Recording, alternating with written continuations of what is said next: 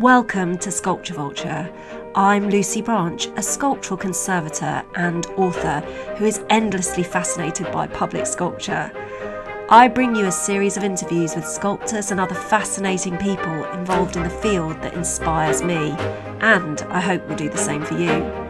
You can see the photographs that accompany the episode and the show notes at sculpturevulture.co.uk. Hello, Sculpture Vultures! How the devil are you? I've been thinking for ages that I need to drop back into your feeds and give you a little update. So that's what this is. It's been 2 years since my last episode. Feels like 2 minutes to me, but incredibly, it really is that long. And what have I been up to, you might ask? Well, as I mentioned in last season at the end of it, I had a bit of a curveball sent my way, and it's actually felt a bit like when you play Snakes and Ladders and you suddenly find yourself hurtling down the board to your utter surprise when you were immediately before at the top of a ladder, and then suddenly you hit the floor with a bump and you have to sort of roll up your sleeves and start trudging back up again. So what have I been doing while I've been trudging? Well, there's always my conservation business first and foremost, and it has been going really strong. We've had the best couple of years for a long time, actually, and done some really fun projects. If anyone's interested, take a look at our website, antiquebronze.co.uk. You can have a look at the portfolio page and see all the lovely sculptures we've been working on. So we've done some work for Tate, worked on the Barbara Hepworths at St Ives, even had the King and Queen consorts come to see them afterwards, thank you very much. And I think they approved, which was all good. And I've worked for the British Museum, which is a first for me, actually. They're one of the clients I haven't worked with, just mainly because I do contemporary sculpture, so obviously not huge amounts of contemporary sculpture at the British Museum, but they have got a really wonderful Igor Mitraj statue. Igor Mitraj, I've worked on a couple of his works before and I just adore them. I mean, they're totally up my street. Fabulous fusion of like classical bronze with contemporary. But nice to work for such a nice client and in such a nice environment, actually. And been scrambling all over, up and down, the wonderful Adrian Jones sculpture of Quadriga, which you probably do know, even if you can't bring it to mind immediately. It's the one at the top of Wellington Arch, which is on Hyde Park Corner. My gosh, that is a beautiful sculpture. And it's needed some conservation checking, so I looked at it inch by inch because it's so wonderful. And I thoroughly recommend you take a look at that statue if you're ever driving around London, because it's actually a real beauty. And what else? The Princess Diana statue at Kensington Palace, lovely sculpture. Fabulous to work on a commemorative piece for her. I think she's long overdue to have a decent memorial statue of her. I really wanted to speak to Ian Rank Broadley. I did ask him to come on the show, but unfortunately he was far too busy to speak to the likes of me. But you never know. I'm hoping he might get a window one of these days where he would chat to us about that sculpture. But I've also managed to carry on with some writing, just a small project really. For ages I've wanted to write a non-fiction book about how to care for sculpture. It's for all those owners of sculpture who ask their foundries what to do to care for them and then promptly forget all the good advice that they're given by their foundries. And it's a guide really to sculptural maintenance, the routines, the what to do, what not to do, all those kind of questions that I'm always getting asked.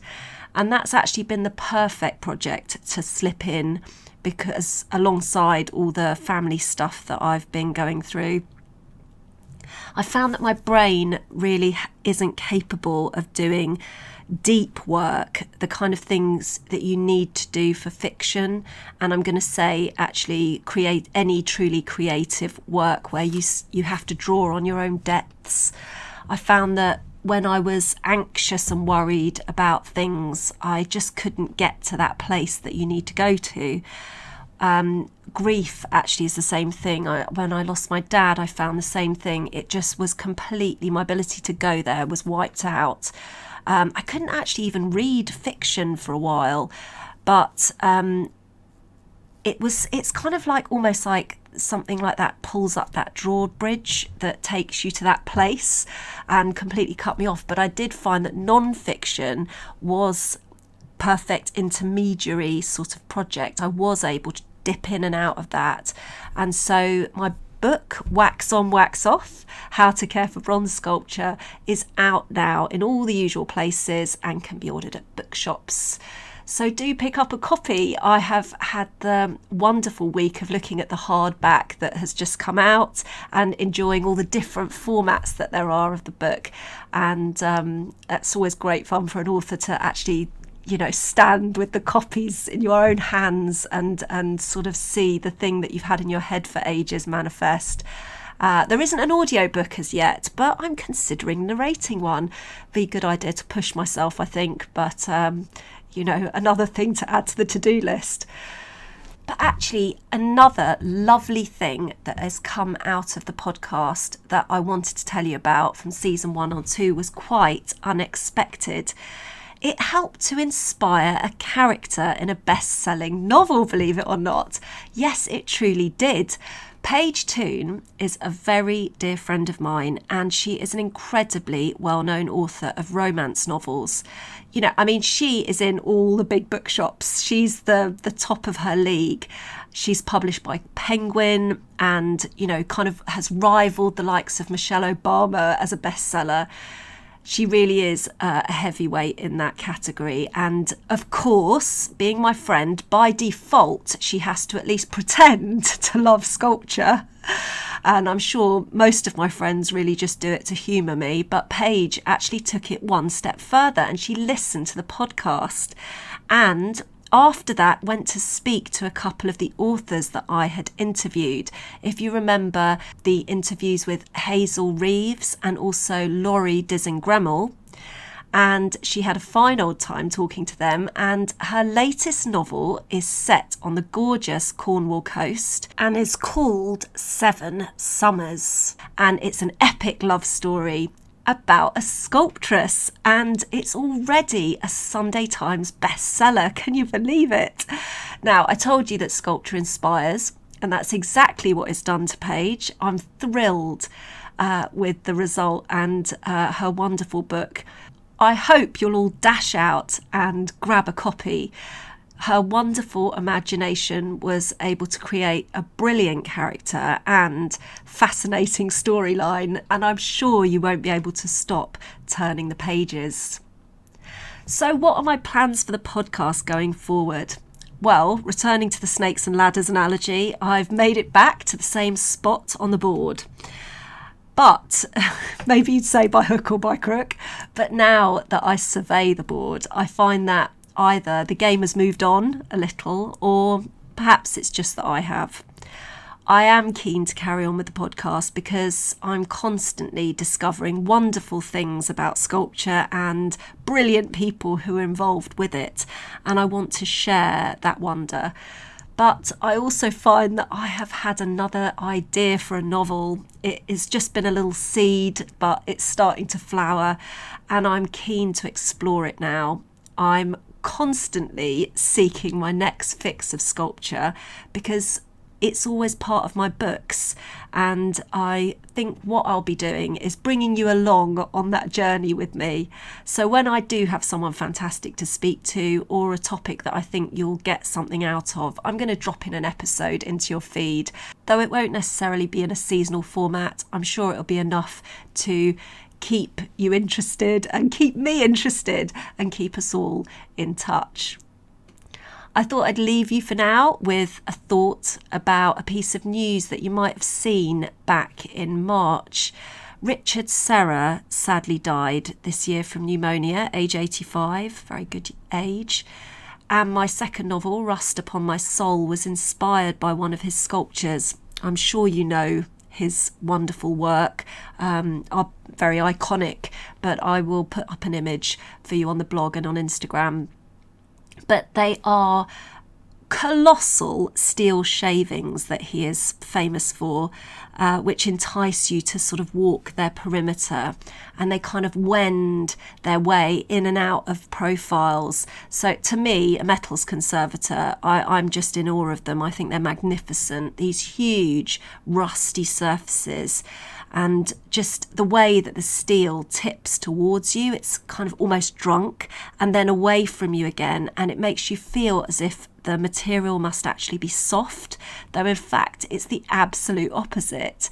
I mean, to me, it's a thing of joy, anyone who really loves metal. And particularly, I love the way that you can walk through some of the sculptures, kind of be inside them, almost a part of them. The way they kind of take you somewhere, it particularly lit my imagination, which is what then inspired me to go on and write that book. But even if you aren't a fan of his pieces per se, I think there's one aspect of Serra's life story which I have found particularly inspiring to me. He's a creative that has had many highs and lows in his career. A couple worth mentioning is Tilted Arc in 1981, which was placed in New York City's Federal Plaza, and Clara Clara in 1983, which was created for Paris. It was commissioned by the Pompidou Centre, but then actually the sculpture was too huge to put in the Pompidou Centre, so they placed it in at the Louvre in the Tuileries Gardens.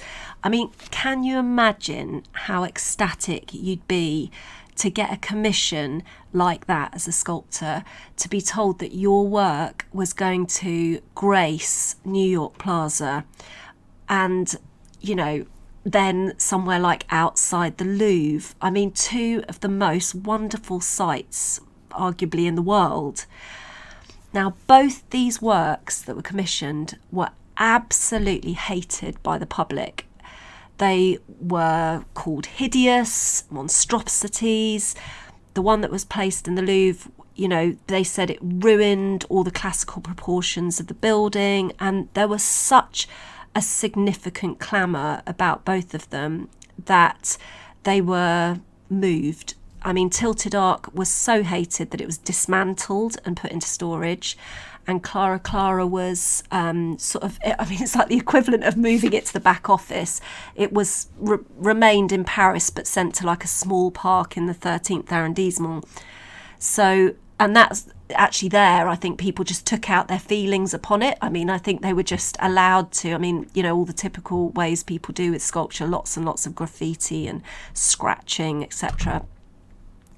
Now, I can't imagine what you would suffer when you saw how people reacted to your work, the way that people did so publicly with those sculptures. That level of them being loathed must have been something, it must have broken his heart, I imagine. As a creative, like, the response to your work is possibly the worst part of doing this. I mean, even if you've got the most immensely thick skin and you really believe in your work, there's that just sort of awful cold chill of what people will think. I mean, the criticism can be immensely destructive. It can stop you creating in your tracks. I mean, people love to hate things as well. I can get 20 great reviews of one of my books and then one negative one, and yet it's that one that sears me, whatever those words were, that stay with me and I think over them, rather than all the positive ones, which you know, it's madness really. But the bottom line is, creative work is never going to be everyone's cup of tea. But when I look at Serra and the kind of criticism he took during his career, I think that would fell most people, and yet I see he didn't allow it to do that. His voice in those works has, if anything, it's become stronger, and over time people have come to understand it better and appreciate it more. And definitely for me, he's somebody that I think of when I'm having a low moment. He's someone that makes me think, yeah, keep putting one foot in front of the other, keep writing another word, keep putting more content on a page. As long as it's authentic, people will come to understand it. Some people will appreciate it. So I'm going to be back in your feeds later this year, I promise. Please DM me on Instagram or tweet me on Twitter. On Instagram, I'm at lucybranch-antique bronze. It's not Twitter anymore, it's X. So I'm at lucybranch11 on X. I mean, I really like Twitter. I loved Twitter before X. I'm finding my way, trying to treat it as something different than what it used to be. But please tell me about your favourite public sculptures. Tell me about works that have inspired your life. I love hearing about things like that. It's actually been the best part of doing the podcast for me. So many people have contacted me. I feel like I've made friends. I can't keep in touch with everyone. I do reply, but I can't remain in touch with everyone. But I do think about you all who have made the effort to write to me, and I really do appreciate it. So long for now. I'll speak to you again soon. If you're looking for a new book, please consider one of my novels about the dark side of the art world, where sculpture is always at the heart of the story. You can get them on the show website, on the usual online retailers, or even better, keep your local library alive, ask for them in there. Thank you for joining me today. Sculpture Vulture has been brought to you by Antique Bronze.